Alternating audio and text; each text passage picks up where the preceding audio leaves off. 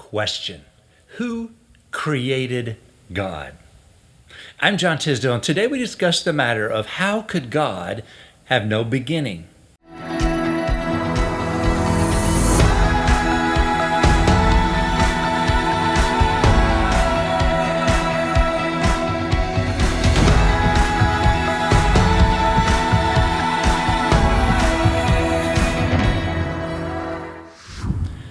Many of you are familiar with Ricky Gervais, the actor and comedian perhaps best known for co-creating the original UK version of The Office TV show.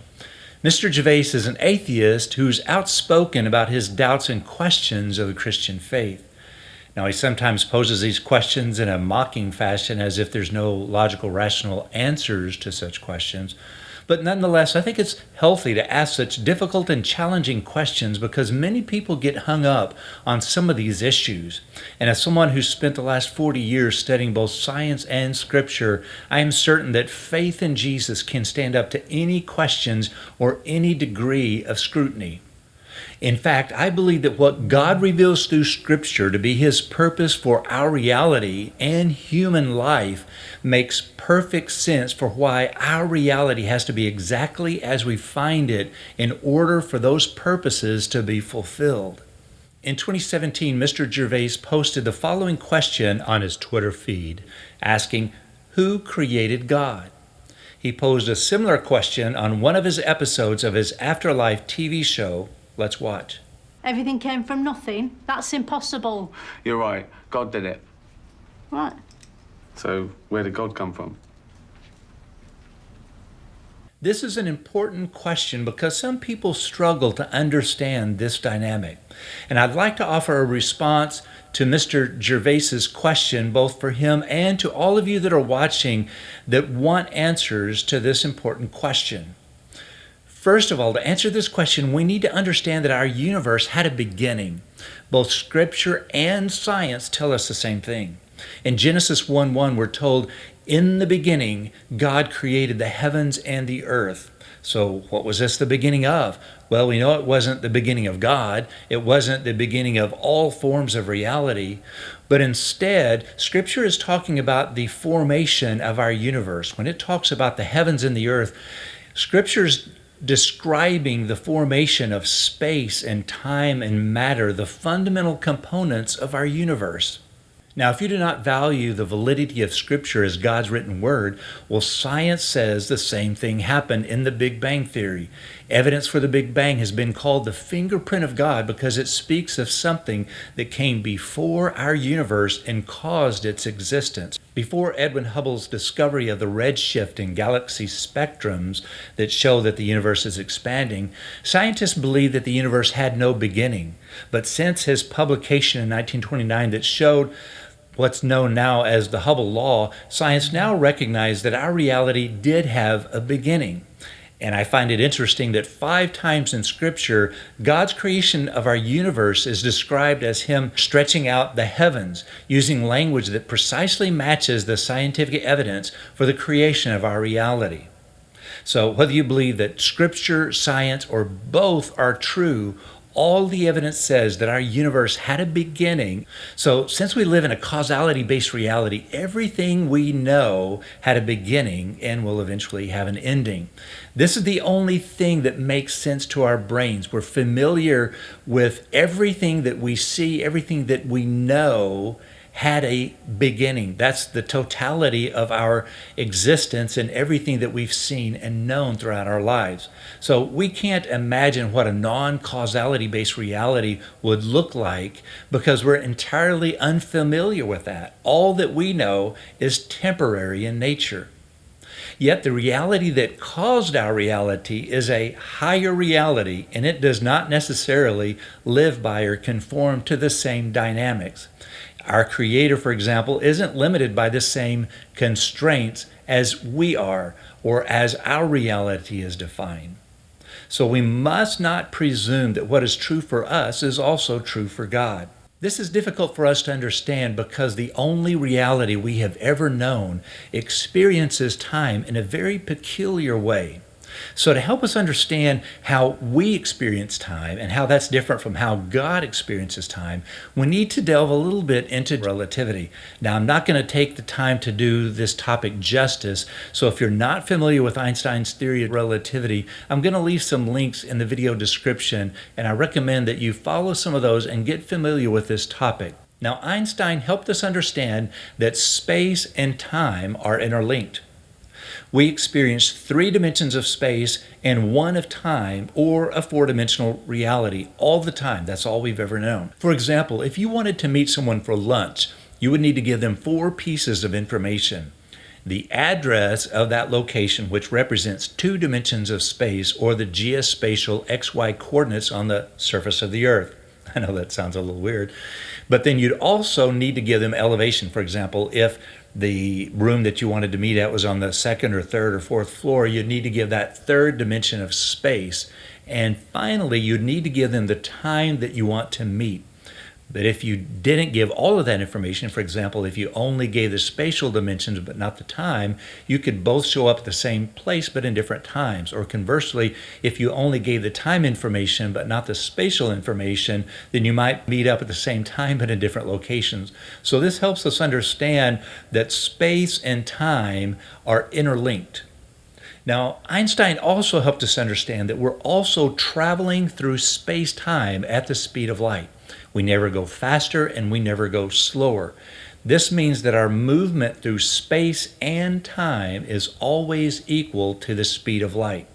Now, if you're unfamiliar with that concept, I recommend you read Brian Greene's The Elegant Universe. He has a good introduction to that principle and some illustrations for you to understand that better. And it takes a little time to get oriented to understanding relativity and how it differs from our natural perceptions. So that means if we speed up our movement through space, we have less velocity left over to move through time. In other words, as we travel faster through space, we experience less time. So if you're standing still, all of your velocity is spent moving through time. And if you could move your speed all the way up to that of light, the speed of light, you would stop experiencing time. Now, it's actually a little more complicated than this because Einstein showed us that we can only measure our velocity or direction or speed in terms of something or someone else. That is, our speed and motion are relative. We can only define our movement or our motion or speed in terms of us and something else. But because we're all traveling at similar speeds on or near the surface of the Earth, practically speaking, we are all traveling through time at the speed of light. The next piece of the puzzle is understanding that we only experience half a dimension of time. That's because we're always moving in a single direction through time, always forward and never backwards. In scientific terms, we say that we're always moving in the direction of entropy. The second law of thermodynamics states that the entropy of an isolated system, our universe, for example, never decreases over time. In other words, we always move through time from a state of greater order to greater disorder. To illustrate this concept, consider the experience of making a meal. You always start with a set of ingredients that are in a state of order. But once we mix or blend those together, they move into a state of lesser order or greater disorder. Once they're blended together, they can never be returned to their original state of higher order.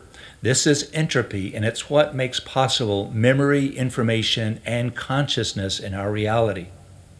Our movement through time in a single direction at the speed of light is why we experience everything in terms of having a beginning and an ending. Everything we know travels through this timeline from a state of higher order to a state of lesser order, and that is fundamental to our reality, but it's not true of another reality, of a higher reality, for example, God's reality that caused ours. Another way to describe entropy is to say that when God spoke our reality into existence, it started in a state of perfect order. Like a wind-up clock, that order dissipates over time into disorder. If you understand what God reveals to be His purpose for the universe and our lives, it is evident that this could only be achieved if we're limited to experiencing time in one direction only, or experiencing a 3.5-dimensional reality.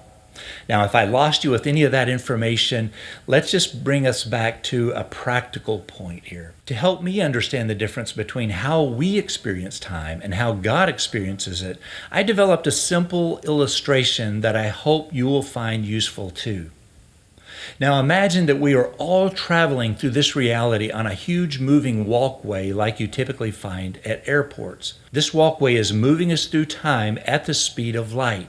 We were all born on this moving walkway, and we stay on it all the days of our lives.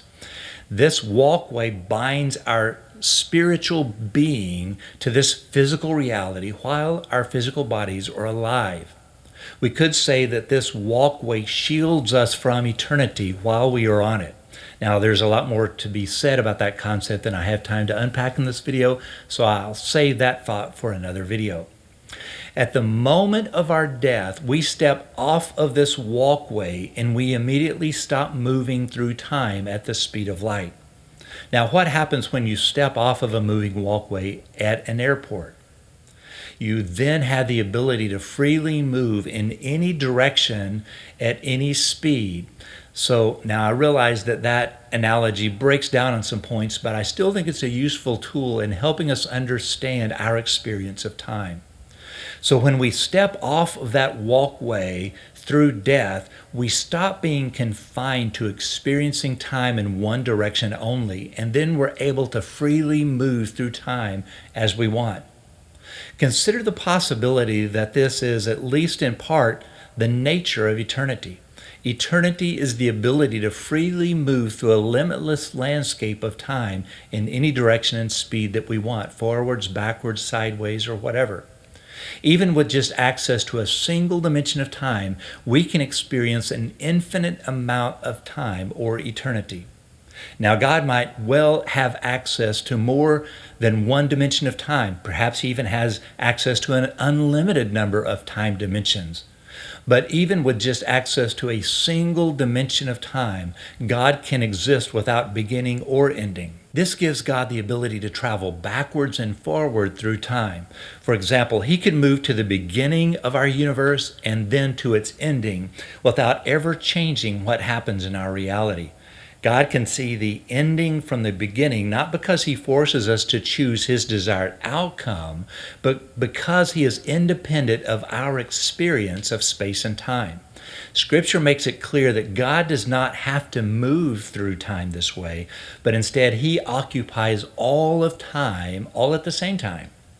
Whether He does this because He has access to many dimensions of time is not immediately apparent to us. But what we can understand is that our movement through time at the speed of light makes many things impossible for us that become easy and simple the moment we step off of the walkway of time. Whenever we stop moving through time at the speed of light, then we have the ability to freely move across the landscape of time. So that one simple change dramatically changes how we experience time. In conclusion, our difficulty in understanding how God could be uncaused or have no beginning speaks only of our inability to understand what existence is possible outside of our limited reality. God is not limited by the laws of physics that govern our reality. God is not confined to a half a dimension of time, traveling through time at the speed of light in one direction as we are. Having a beginning and ending are only artifacts of existing within a causality-based reality like ours. God exists in a reality where the horizons of time are without limits, without barriers, and one can freely explore the landscape of time forever, never finding its edges because they simply do not exist in His reality. There is so much more to be said about these concepts and topics, and I plan to cover those in future videos. I hope this video has been of help to you, or at least of interest, or kept you entertained. If you're left with any questions, please leave them in the comments below. If you found this video to be helpful, please consider subscribing to the channel and sharing this video. Thanks for watching. Lots of love. Until next time.